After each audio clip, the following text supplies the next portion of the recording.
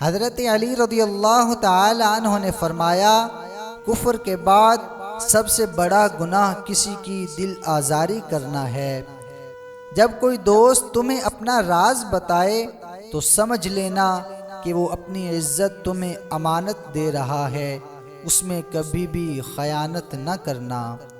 کسی کا عیب تلاش کرنے والے کی مثال اس مکھی جیسی ہے جو سارا خوبصورت جسم چھوڑ کر صرف زخم پر بیٹھتی ہے۔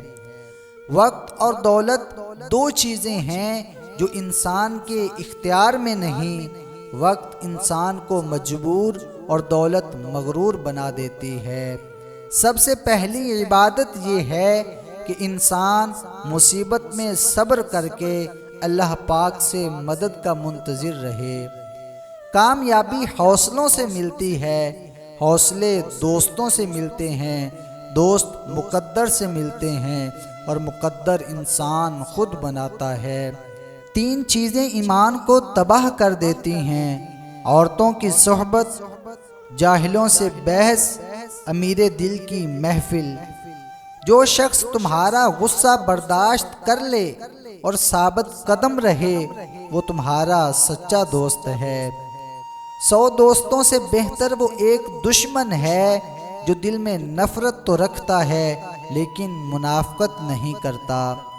ایسی غربت پر صبر کرنا جس میں عزت محفوظ ہو اس امیری سے بہتر ہے جس میں ذلت و رسوائی ہو۔ رشتوں کی خوبصورتی ایک دوسرے کی بات تو برداشت کرنے میں ہے۔ بے عیب انسان تلاش کرو گے تو اکیلے رہ جاؤ گے۔ انسان کے کردار کی دو منزلیں ہیں: دل میں اتر جانا یا دل سے اتر جانا۔ زندگی کی اصل خوبصورتی یہ نہیں کہ آپ کتنے خوش ہیں، بلکہ زندگی کی اصل خوبصورتی تو یہ ہے کہ دوسرے آپ سے کتنے خوش ہیں۔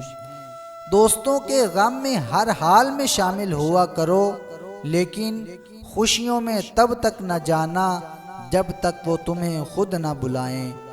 جس کو تم سے محبت ہوگی وہ تم کو فضول اور ناجائز کاموں سے روکے گا۔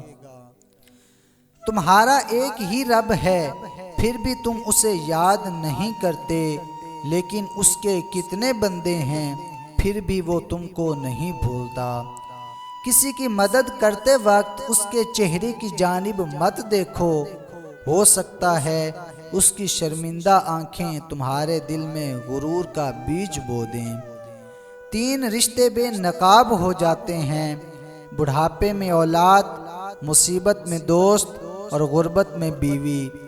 کسی کے خلوص اور پیار کو اس کی بے وقوفی مت سمجھو، ورنہ کسی دن تم خلوص اور پیار تلاش کرو گے اور لوگ تمہیں بے وقوف سمجھیں گے۔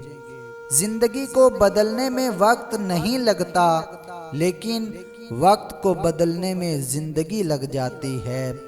نیک لوگوں کی صحبت سے ہمیشہ بھلائی ہی ملتی ہے، کیونکہ ہوا جب پھولوں سے گزرتی ہے تو وہ بھی خوشبودار ہو جاتی ہے۔